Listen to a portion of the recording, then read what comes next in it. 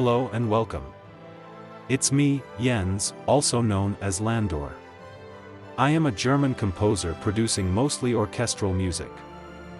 This is the 7th and last part of the video series that breaks down my orchestral fantasy adventure track Sylvan Secrets. Please check out the previous parts and consider subscribing.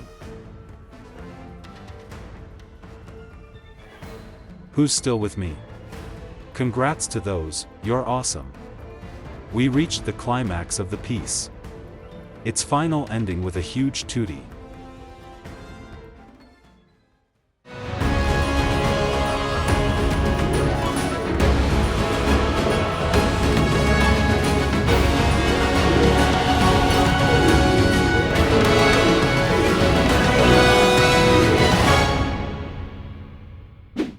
The brass is probably the most important and musically complete section in this part. Horns and trumpets play a fanfare with fourths and fifths but in different registers and notes. I paid attention to not sound completely diatonic and boring. For example, the trumpets play a G sharp on the chord A major and at the end C sharp on B major.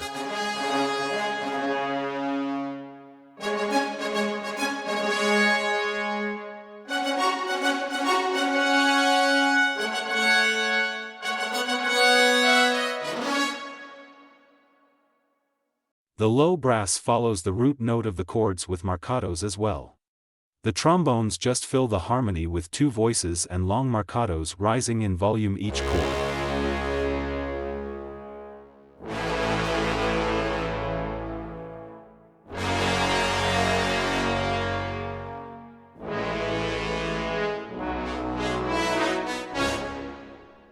A blustering, rising horns line and some rips complete the brass play at the very end.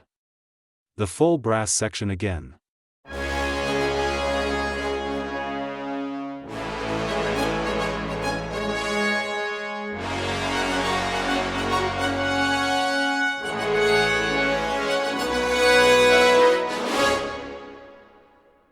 As in the previous part, the mid and low strings continue their staccato rhythm, again staying almost until the end on a pedal note C sharp, and unlike the low brass sustains which follow the chords on the root note. The violins are playing marcato counter phrases before chord changes when the brass melody stays longer on the same note. The listener must not have the slightest chance of having a rest. At the end, violins and violas play a 3-octave phrase for the final oomph.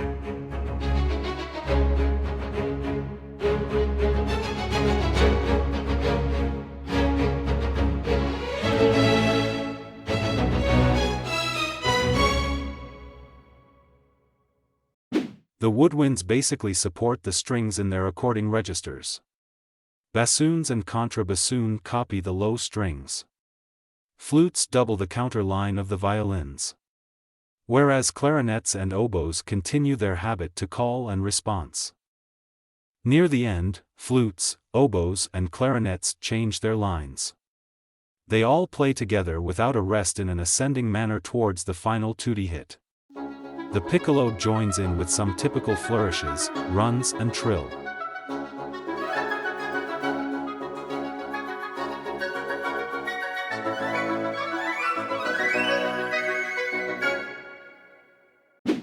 The mighty choir sings two voices, men and women, each giving a rich sustained harmonic support over 3 octaves.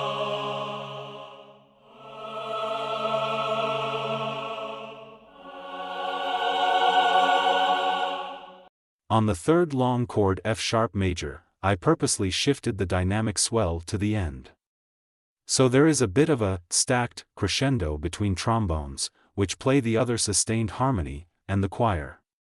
It just sounded better to my ears.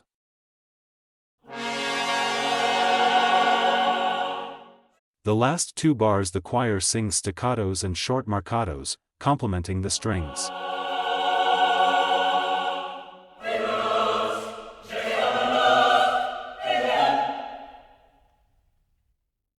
The percussion carries on its rhythm, but the low end is more prominent now with more bass drums and damaged 2 monster ensemble hits.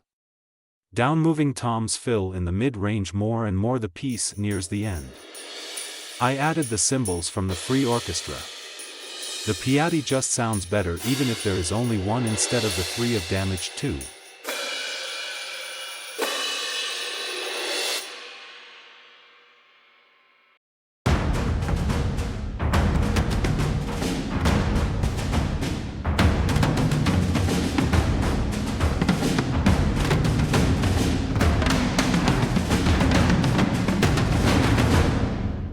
Yes, I cheated.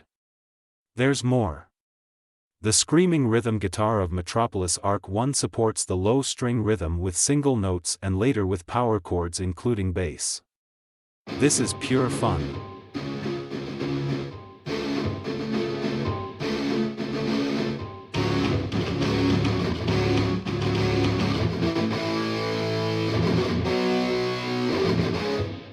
I didn't mention it before although I used already in the previous parts.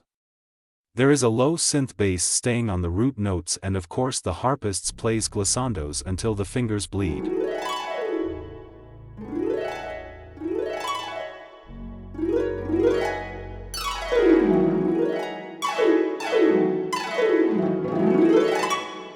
And that's it.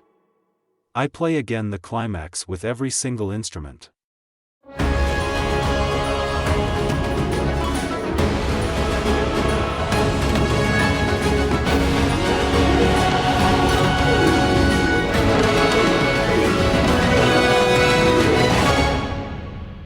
We're done.